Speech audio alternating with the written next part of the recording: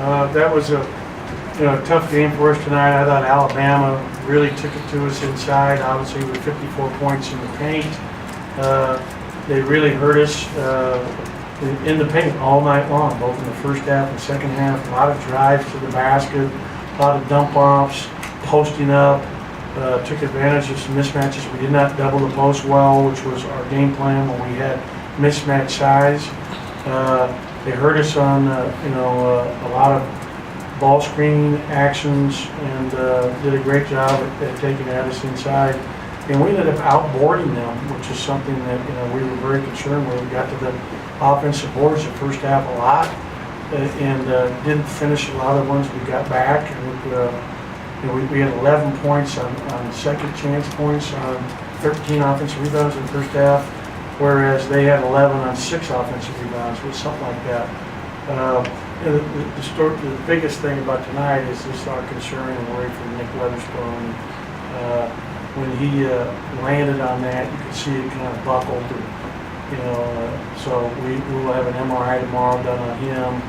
And that's a huge concern moving forward because we're just a little over the halfway point one game, and hoping that it's not a huge serious thing that's going to keep him out for extended periods of time. Questions? Go to the gentleman in the back with the glasses.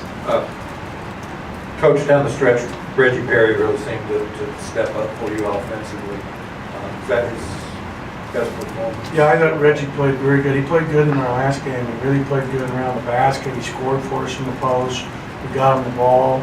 I thought he did a good job on a face-up shot one time along the baseline, rebounded the ball. I think both our freshmen. I think Robert Woodard, we were down at one point midway through the second half. He came in and gave us a huge lift off the bench, rebounded the basketball, made a couple shots for us, played good defense. But Reggie was good tonight, and it hurt us that he got 2 fouls early in the first half. He got second one on the 3-point shot. First one was like an over the back down there at their end on the offensive end. That he said it was a foul.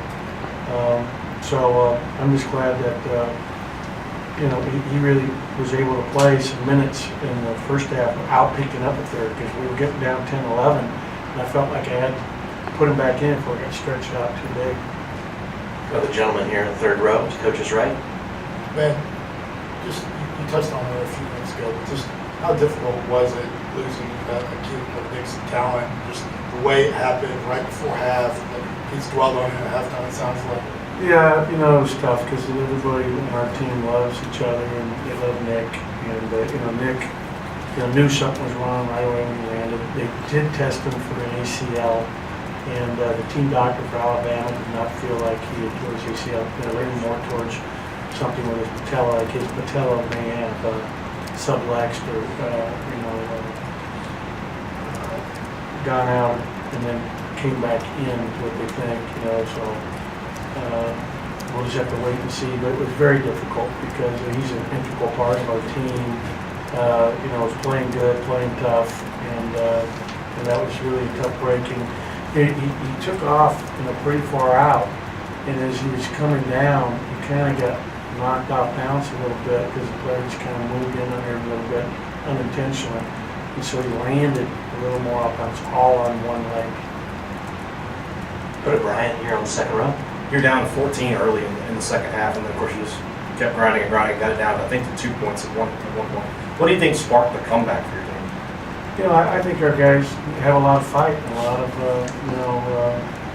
competitive toughness, and so we were doing a lot of things poorly defensively. We came out to start second half, we were scoring, we couldn't get a stop. I felt like the first 4 times they got it, or 5 times they had scored on us, and we had scored. But give them credit. Alabama's a really good team. They're very well coached. They played very tough defensively tonight.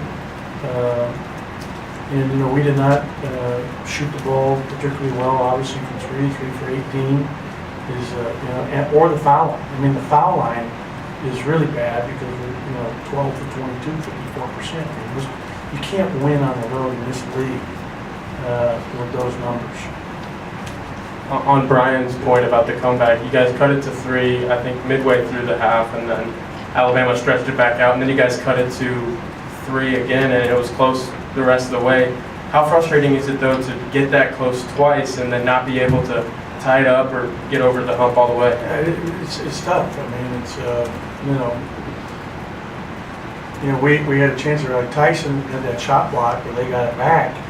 And again, he thought he was open, and if he shot fakes that, the guy probably flies out of bounds and he has a better look. But, in real time, it's coming in a hurry. And we got a good look for him. And, that he was open in the corner, and, give them credit. I'm not even sure who it was that blocked that. I can't remember who was. Lewis, and it was, a hell of a play there because he had to come on the high side of him. And there was no one else there after Lewis. When you look at like that point in the game, when you're down 3, I look at the foul shooting, and you feel like, God, you make a couple of those free throws, and it's a different scenario. And we were down 3, and Eric got a foul because we were trying to press without fouling. But then the next time down, we pressed, and they traveled, we got it back. So, it was just, it was frustrating. Got time for a couple more before Coach Johnson gets in here. When the threes aren't falling like they weren't tonight, and then your starting center doesn't have a field goal again, just how frustrating is that? And what can you do to get Abdul more involved in the offense? Yeah, he had some catches there early, and one I think he had a turnover on that Lamar had done. I'm not sure if they gave it to Lamar or gave it to him, but we just got to get him more touches. Exactly what you're saying. We just got to get more touches and be more aggressive to win the scoring. Coach, kind of in that same vein, trying to get Eric more involved, getting to the basket instead of relying on that jumper and that fadeaway. What's left for him to kind of add a little bit more strength under the basket and to try and get you guys more points in the game? Yeah, I thought Eric did shoot a couple fallaways early in the first half, where we got to get him going more towards the basket and just going to his jump hook. He had the length advantage, and they were allowing. It was very physical in there.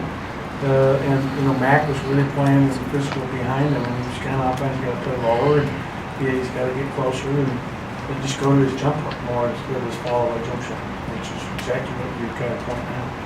We'll wrap it up with Tyler. Go ahead. Coach, in your opening statement, you talked about some of the mishaps on defense. What would you attribute that mostly to? It looks like there were some team defense lapses where a guy would just cut to the rim and get an easy dunk. I'll tell you what happened is, and it's a great question, is that too many times they fed the posts and they just cut to the basket. And it's like, we weren't playing the cuts. I mean, they were really, they must have got 3 or 4 baskets easily just on post-feed cut to the basket where we kind of relaxed for a second rather than staying intense. And we got hurt on it multiple times, to your point.